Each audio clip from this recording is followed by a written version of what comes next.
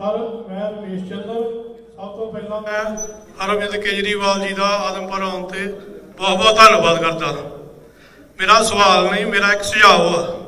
मेरा सुझाव भी जोड़े छोटे दुकानदार रेहड़ी वाले या जिमीदार इन्हों का जो कोई नुकसान होंगे, जिमें चोरी हो गई, कोई लुट हो गई या कोई मौत हो गई, तो इन्हों कुछ नहीं मिलता। इन्हों कोई सरकारी बीमे लिया जाए, जिमें कि उन्होंने को कुछ पैसे लै जान, कुछ सरकार अपने को पावे तो उन्होंने बीमा किया जाए। जो कोई चोरी होंगी, लुट होंगी, कोई अग लगती है तो उन्होंने मुआवजा मिले ताकि उन्होंने परिवार चलते रहन। ये मेरा सुझाव तुहाडे अगे है। बहुत अच्छा है, जरूर करेंगे जी। इस तो बाद जो साडे विच छोटी दुकान करने वाले, करियाने की दुकान करने वाले कुलवंत सिंह जी हैं, वो भी अपना सुझाव देन और अपन समस्यावां साडे राष्ट्रीय कन्वीनर के सामने रखन। कुलवंत सिंह जी। सत श्री अकाल जी। साडे मेरे एक सवाल ये है, हेलो, मेरा सवाल सर ये है कि जो दुकानदार छोटे सर उन्होंने मान लो अपने लो रेट ऑफ इंटरस्ट से उन्होंने बिजनेस लोन दवाया जाए, लो रेट ऑफ इंटरस्ट से।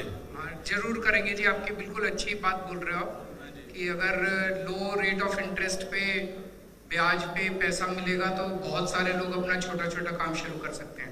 ये जरूर करेंगे। Thank you sir.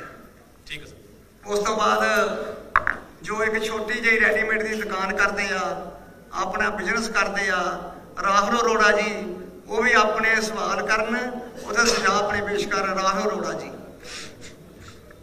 Hello sir, मैं आपसे सवाल करना चाहता हूँ। जैसे हमारे ना यूथ है हमारे पंजाब का, सबने MA BA M.Tech की हुई है और उन्हें नौकरी उनके लेवल की नहीं मिल रही और वो नौकरी ढूंढ रहे हैं 10वीं और 12वीं के लेवल की।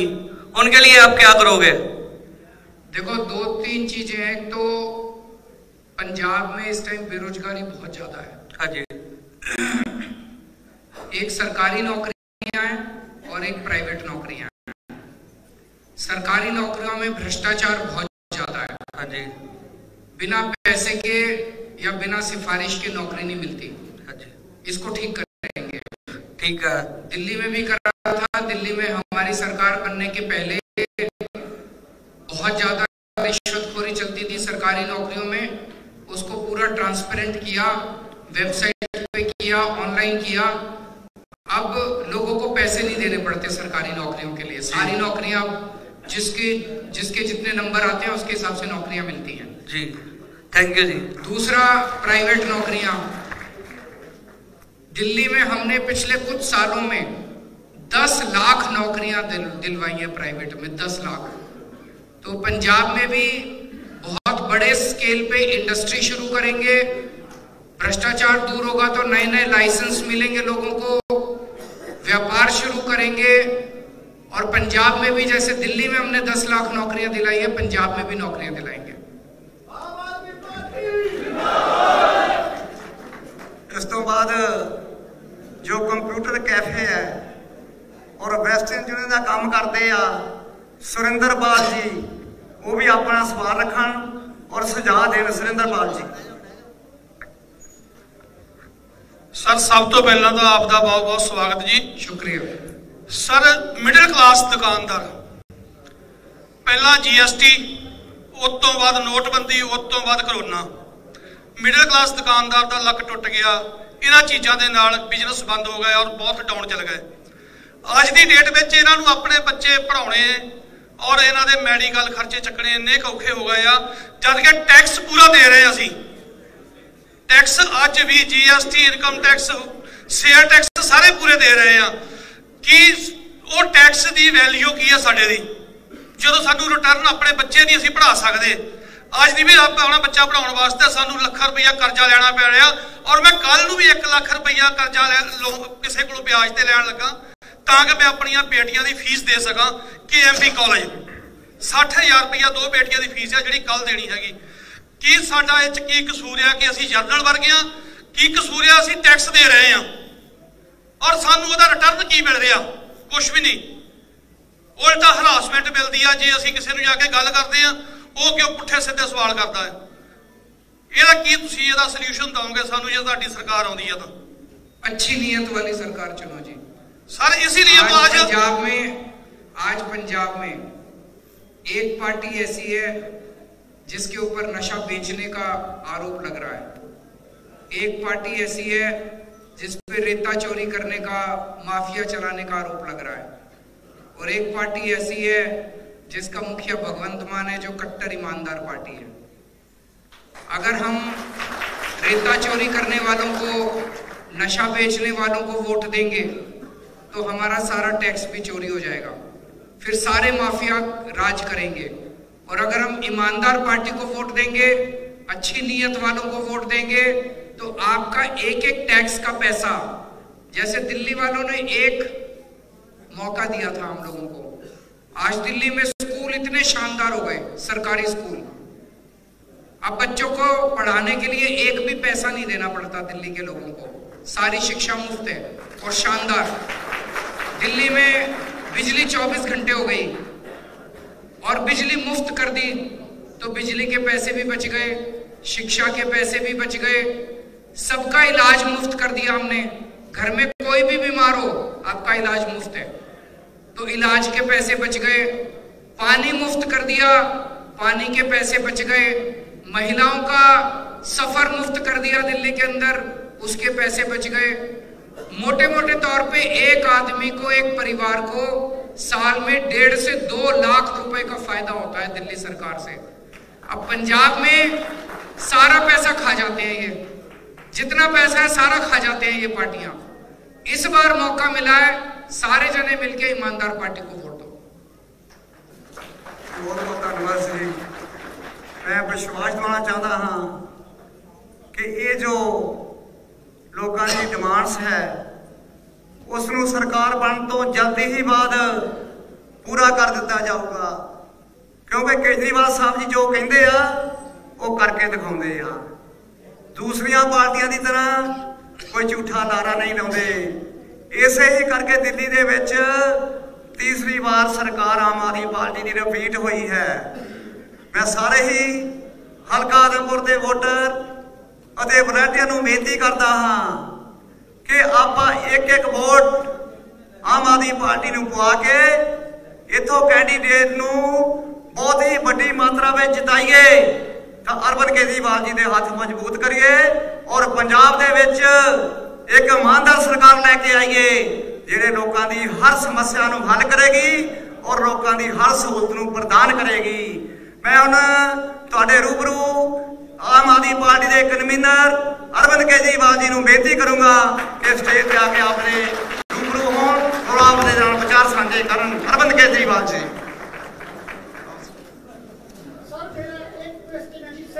हाँ जी बताओ, बताओ जी।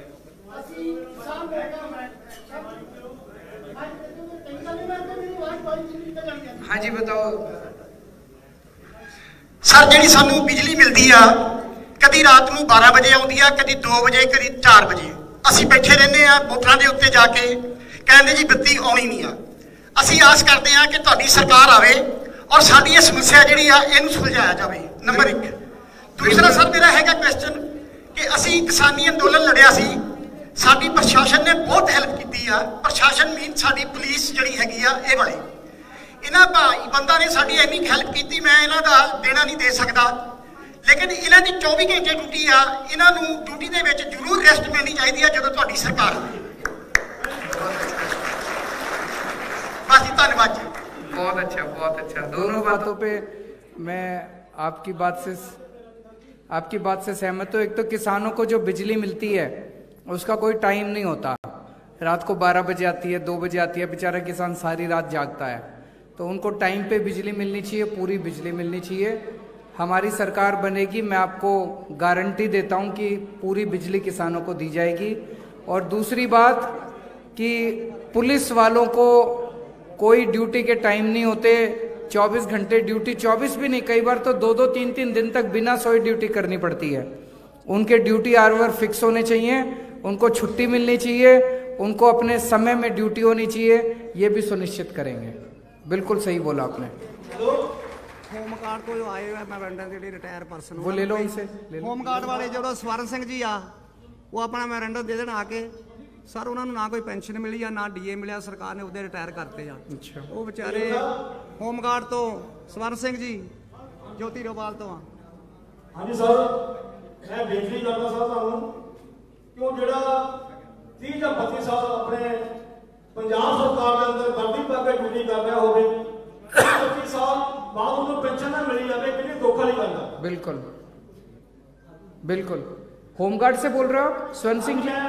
आप अपना वो दे दो इधर अपने एमपी तक फोन कीजिए। इधर। सर है मैं बेनती करता हाँ, ना बादल साहब को रिटायर हुए जवानों ने पेंशन मिली है, ना कैप्टन साहब ना चन्नी वालों ने जवानों को कोई पेंशन नहीं, कोई पैसा नहीं। ये जवान घर में बीमार बैठे हैं। चंडीगढ़ को टूल प्लाजे रस्ते उत्थे असोचिया प्लाजे थे 3.5 साल तो सर साढ़े जवान बैठे हैं। जवान साढ़े उत्थे शहीद हो गए, बीमार हो गए, किसी ने बात नहीं पूछी, ना चन्नी साहब ने ना कैप्टन साहब ने।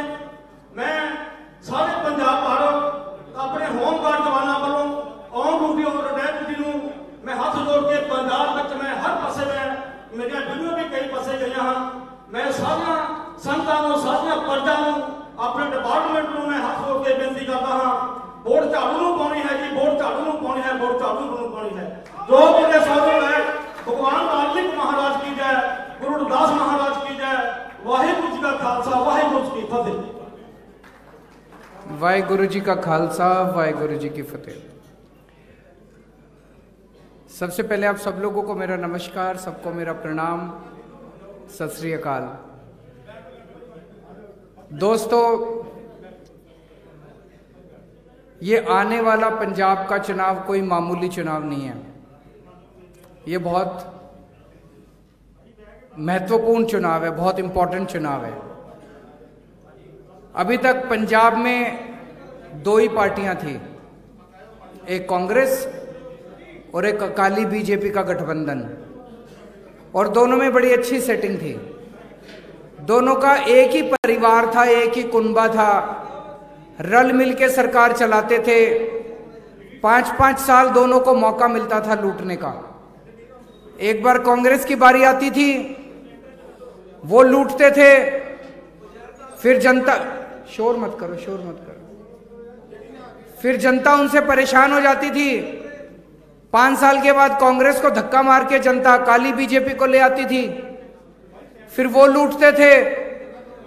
जब अकाली बीजेपी की बारी आती थी तो कांग्रेस को किसी को जेल नहीं भेजते ये लोग, फिर जनता इनसे परेशान हो जाती थी तो उनसे ले आती थी, उनको ले आते थे। 1966 में पंजाब अलग सूबा बना था, तब से लेके आज तक 26 साल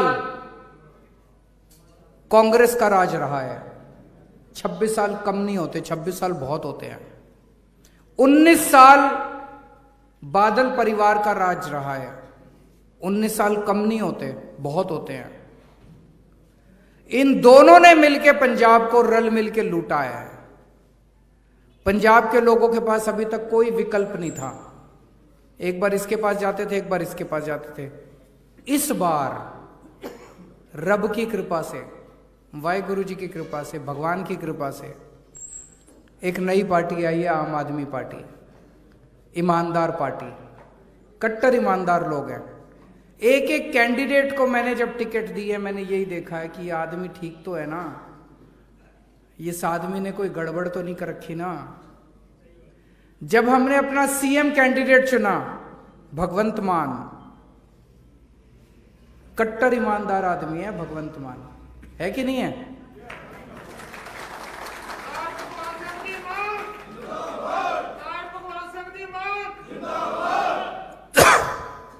7 साल से एमपी है भगवंत मान, 7 साल से।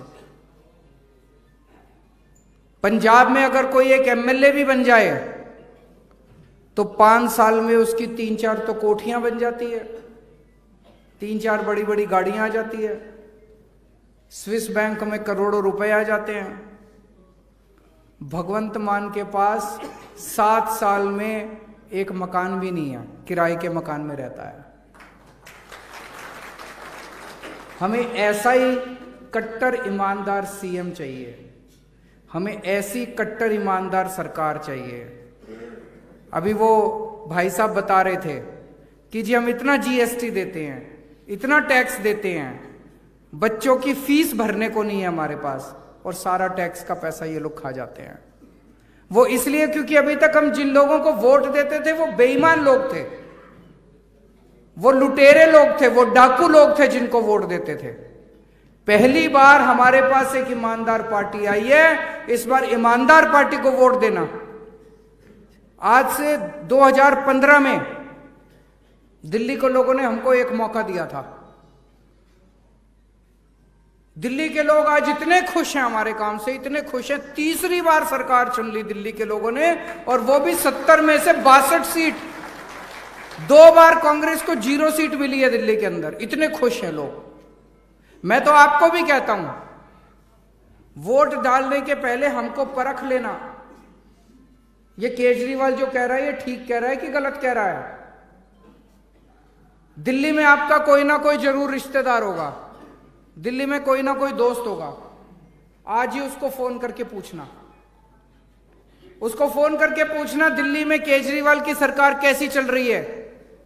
अगर वो खुश ना हो, मेरे को वोट मत देना, पंजाब में वोट मत देना। अगर वो दिल्ली में आपका दोस्त, आपका रिश्तेदार कहे कि दिल्ली में केजरीवाल की सरकार अच्छी चल रही है, तो पंजाब में भी एक मौका दे देना हम लोगों को। दिल्ली में हमने बहुत काम किए। मैं बाबा साहब अंबेडकर का भक्त हूं, मैं पूजा करता हूं उनकी। बाबा साहब अंबेडकर ने बहुत संघर्ष किया, बहुत संघर्ष किया, और संघर्ष कर करके एक छोटा सा लड़का, एक गांव से निकला हुआ लड़का, जिसके घर में खाने पीने को भी कुछ नहीं था, वो अमेरिका से पीएचडी की डिग्री करके आता है, वो इंग्लैंड से पीएचडी की डिग्री करके आता है। क्या कमाल का आदमी था। उन्होंने अपनी पूरी जिंदगी में सबसे ज्यादा तवज्जो शिक्षा को दी। उन्होंने अपनी पूरी जिंदगी में, उनका सपना था, बाबा साहब का सपना था कि हमारे देश में हर बच्चे को अच्छी शिक्षा मिलनी चाहिए, चाहे गरीब का बच्चा हो, चाहे अमीर का बच्चा हो, चाहे इस जात का बच्चा हो, चाहे उस जात का बच्चा हो, चाहे इस धर्म का बच्चा हो, चाहे उस धर्म का बच्चा हो, हर बच्चे को अच्छी शिक्षा मिलनी चाहिए। लेकिन आज 70 साल बाद भी बाबा साहब का सपना पूरा नहीं हो रहा। दिल्ली में हम लोगों ने बाबा साहब का सपना पूरा करना चालू किया है, उनका सपना पूरा होना शुरू हुआ है। दिल्ली में पहले सरकारी स्कूलों की हालत बहुत खराब थी, हमने दिल्ली के सारे सरकारी स्कूल शानदार बना दिए, इतने अच्छे बना दिए।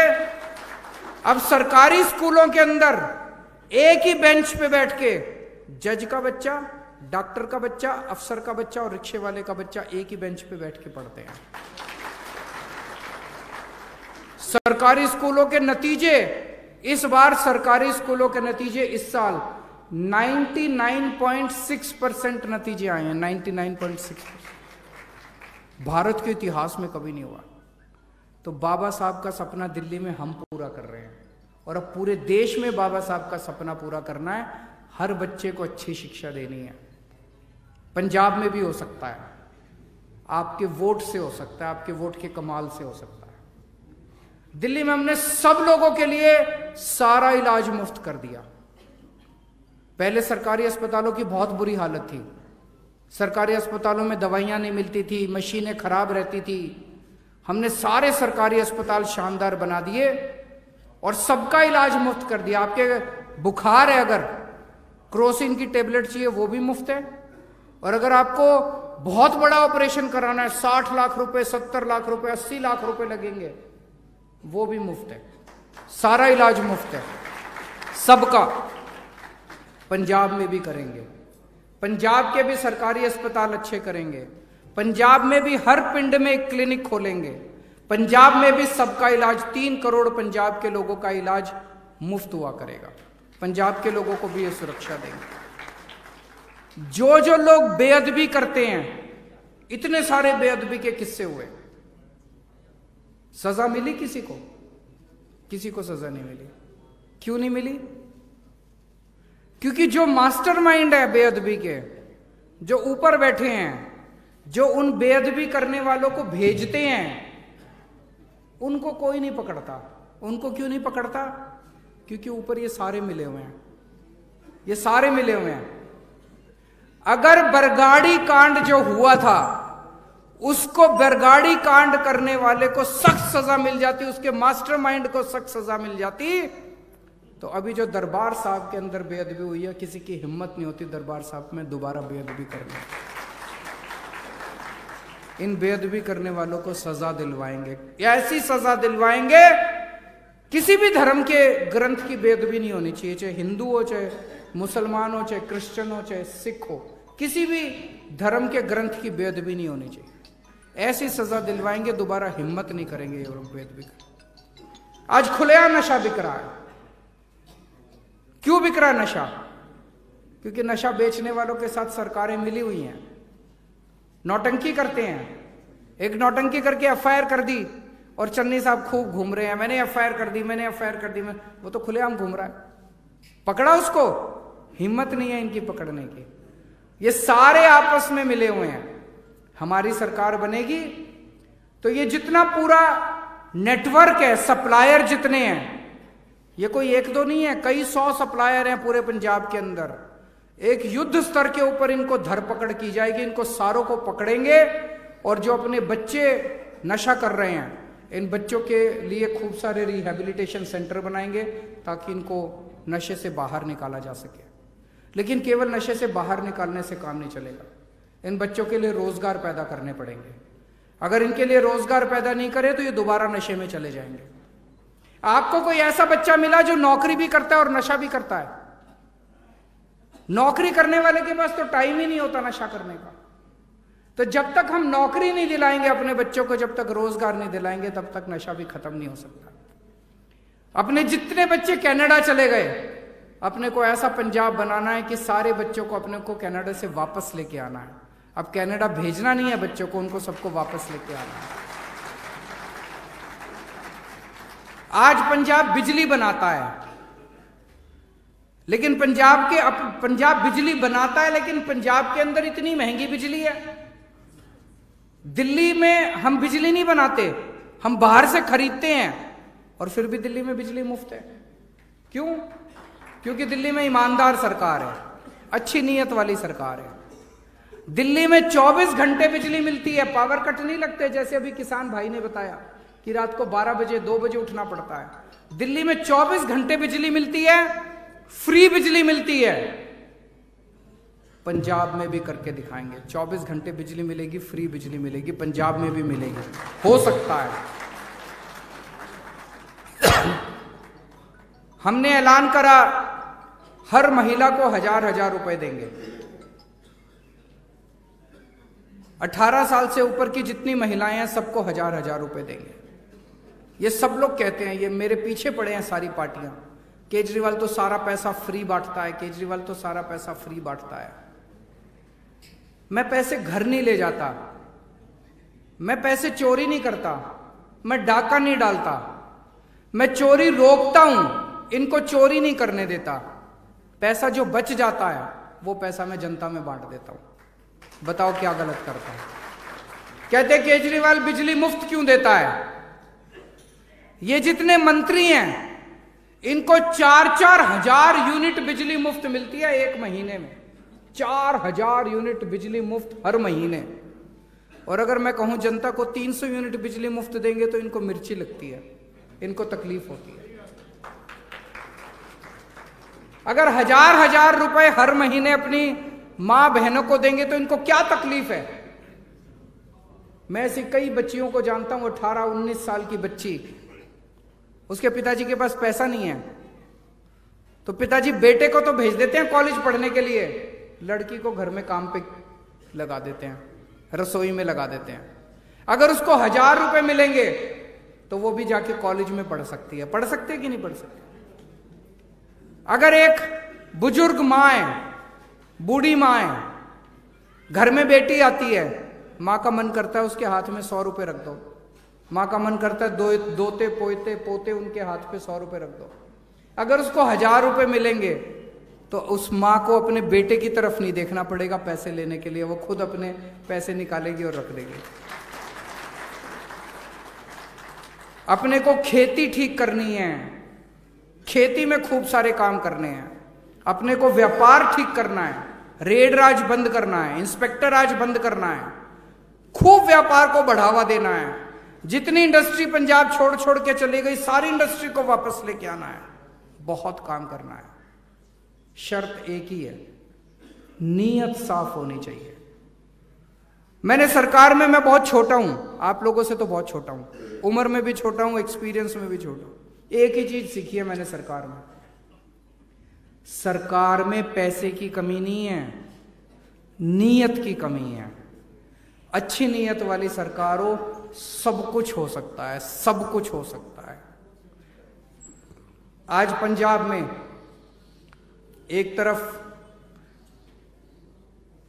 चन्नी साहब हैं, चन्नी साहब के ऊपर आरोप लग रहे हैं। अभी ईडी की रेड हुई उनके रिश्तेदार के यहाँ, आपने टीवी में देखा होगा, मोटे मोटे नोटों की गड्डियां मिली। 3 महीने के अंदर उन्होंने क्या हाल कर दिया, पता नहीं कितने पैसे कमाए इन सब लोगों ने मिलकर। कह रहे रेता चोरी करते हैं, आरोप लग रहा है रेता चोरी करते हैं, आरोप लग रहा है भ्रष्टाचार करते हैं। क्या ऐसे लोगों के हाथ में पंजाब सुरक्षित है? उन दूसरे वालों पे आरोप लग रहा है कि वो नशा बेचते हैं। ऐसे लोगों को अगर आप बार बार वोट दोगे तो पंजाब कैसे सुरक्षित हो सकता है? फिर तो चोरी होगी, फिर तो पंजाब डूबेगा। एक बार आप लोगों से निवेदन है, आम आदमी पार्टी को वोट देके देखो। इस बार अगर हम काम ना करें, एक बार अगर हम काम ना करें, 5 साल देके देखो, अगर हम काम ना करें, अगली बार मैं भी नहीं आऊंगा आपसे वोट मांगने के लिए, भगवंत मान भी आपसे वोट मांगने के लिए नहीं आएगा।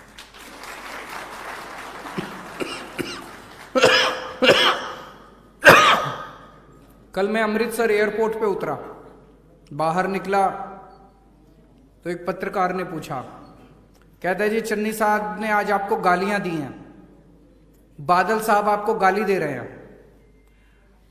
वो पत्रकार मेरे से कहते हैं ये सारे आपको ही क्यों गाली दे रहे हैं, ये एक दूसरे को गाली नहीं देते।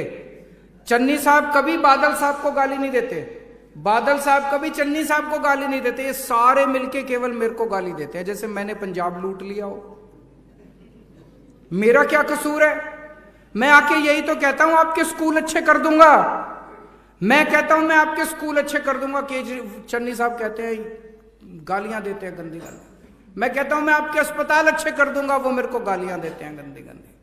मैं कहता हूं मैं आपकी बिजली मुफ्त कर दूंगा, आपकी महिलाओं को पैसे दूंगा, वो मेरे को गालियां देते हैं गंदी गंदी। मेरे को इन गालियों की कोई परवाह नहीं है। ऊपर वाला मेरे साथ है, रब मेरे साथ है, वाहेगुरु मेरे साथ है।